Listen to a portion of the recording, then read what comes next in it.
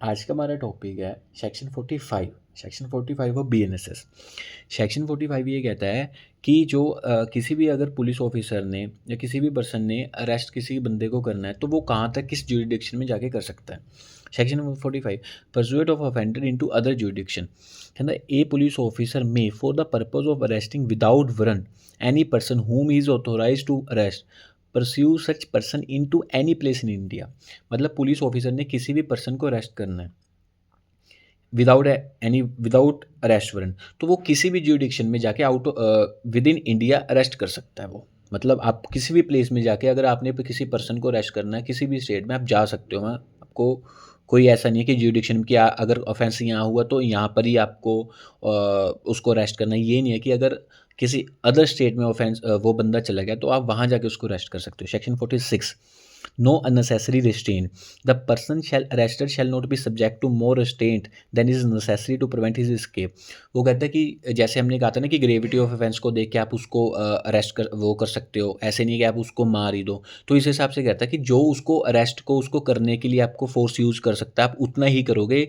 Note more than required कि ये नहीं है कि भाई आपको आपको ऑफेंस उसको अरेस्ट करने के लिए आपको बिल्कुल ही आप बियॉन्ड उसके सेक्शन के जा रहे हो या बियॉन्ड पावर यूज़ कर रहे हो तो वो आप नहीं कर सकते। जितनी आपको ज़रूरत है आप उतनी ही कर सकते हो। Section 47 person arrested to be informed of ground of arrest and of right to bail. कहता है कि आपने पर्सन को अरेस्ट कर लिया तो आपने उसको ग्राउंड ऑफ बताना है अरेस्ट क्या है और आप अगर उसके पास बेल का राइट है वो भी बताना है। ये सेक्शन 20 और 22 आर्टिकल 2022 का ये जो है फंडामेंटल राइट है हमारा कि भाई आपको आपने अरेस्ट तो कर लिया आपने उसको बताना कि अरेस्ट ग्राउंड ऑफ अरेस्ट क्या है और उस अगर उस ऑफेंस में बेल का कोई प्रोविज़न है तो आपको वो भी बताना होगा।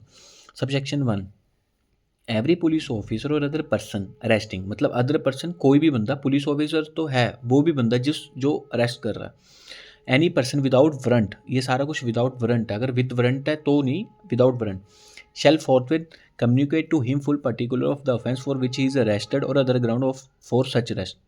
आप उसी टाइम इमीडिएटली आपको बताना पड़ेगा आपको कि आपको इस ग्राउंड पे अरेस्ट किया गया और आपके पास ये राइट है। Sub section 2 where a police officer arrest without warrant any person other than a person accused of non bailable offence.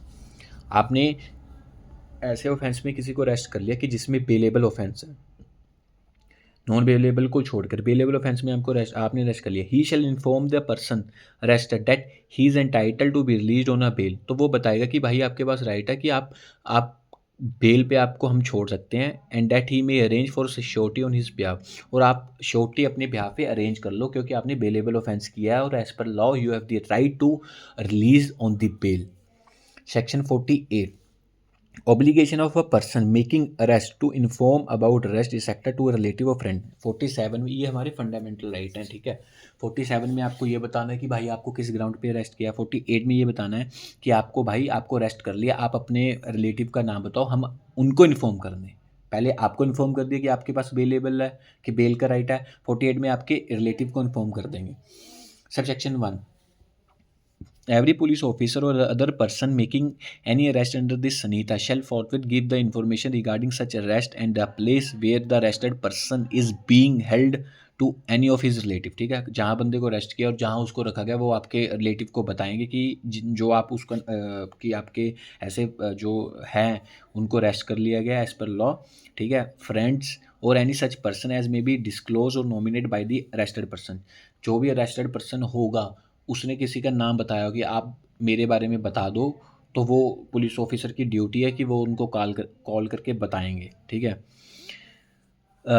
For the purpose of giving such information and also to designate police officer in the district. ठीक है सिर्फ ये इसका ये purpose है कि intimation दी जाएगी कि आपका जो बंदा कोई रिलेटिव है आपको उनको अरेस्ट कर लिया गया।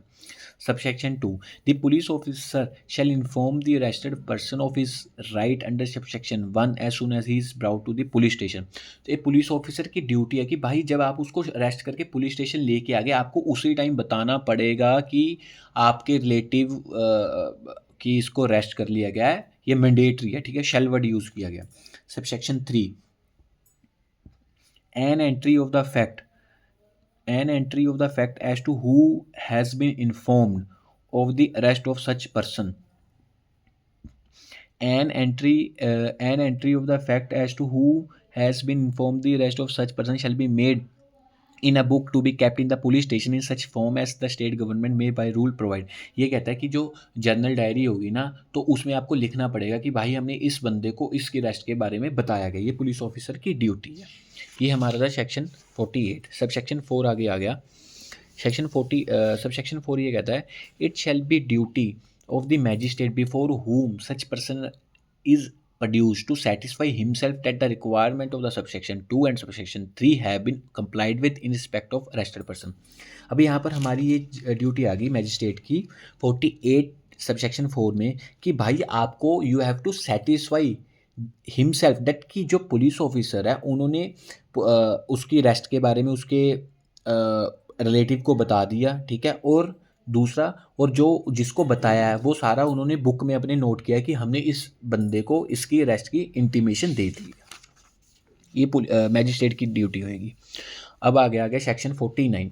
सेक्शन 49 कहता है सर्च ऑफ अरेस्टेड पर्सन। आपने अरेस्ट कर लिया, ठीक है, कैसे अरेस्ट किया ये पढ़ लिया, आपने उसके रिलेटिव को बता दिया। अब ये कहते हैं कि भाई आपने अरेस्ट करके उसको लेके अब सर्च कैसे करनी है आपने, search of arrested person section 49 बताता है। सेक्शन 49 कहता है whenever a person is arrested by a police officer under a warrant which does not provide for taking of a bail. यहाँ पर प्राइवेट पर्सन की बात नहीं हो रही, सिर्फ पुलिस ऑफिसर, उसके पास वारंट था कि भाई आपने इस बंदे को अरेस्ट करना है और वो वारंट और उस ऑफेंस में आपके पास बेल का राइट नहीं है, तो उस केस में क्या होगा, a person is arrested by police officer under warrant does not provide for a taking of a bail, ठीक है, आपके पास बेल का राइट नहीं है कि आपको बेल मिलेगी, और under a warrant which provide for a taking of a bail, और ऐसे वारंट हाँ जिस ऑफेंस आपने किया वो बेलेबल है, but the person arrested can not furnish bail, लेकिन बेलेबल ऑफेंस है लेकिन आप श्योरिटी नहीं दे सकते उस केस में। And a person is arrested without warrant और बाय अ प्राइवेट पर्सन, सब क्लोज 2 ये कह रहा है कि भाई आपने अरेस्ट प्राइवेट पर्सन ने भी किया या पुलिस ऑफिसर ने किया, उस केस में under a warrant and can not legally be admit to be a bail or is unable to a furnish a bail. मतलब इन नटशेल ये कहता है कि अगर किसी बंदे को आपने अरेस्ट कर लिया वारंट के अंडर वारंट और विदाउट वारंट, अगर तो बेलेबल ऑफेंस है, ठीक है, और लेकिन वो अपनी श्योरिटी अरेंज नहीं करा उस केस में। दूसरा ये कहता है कि अगर प्राइवेट पर्सन ने भी कर लिया लेकिन अरेस्ट कर लिया लेकिन उसको बेल पे छोड़ा नहीं जा सकता, तो the police officer making the arrest, जो पुलिस ऑफिसर अरेस्ट कर रहा है वो, और when the arrest is made by a private person the police officer to whom he make over the person arrested. इस ये प्रीलिमिनरी में क्वेश्चन आता है कि प्राइवेट पर्सन अरेस्ट सर्च कर सकता है, ये नहीं, तो सर्च नहीं कर सकता।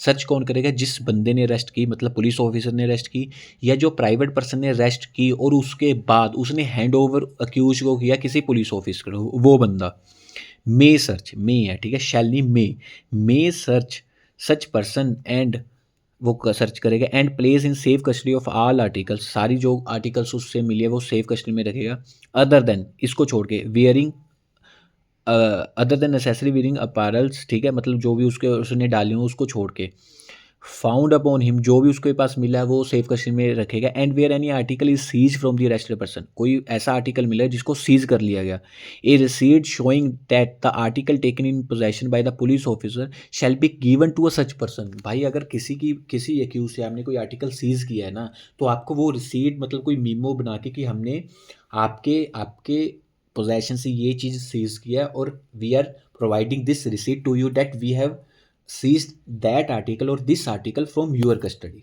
तो ये आपको रिसीट देनी पड़ेगी इस सेक्शन के अकॉर्डिंग, ठीक है।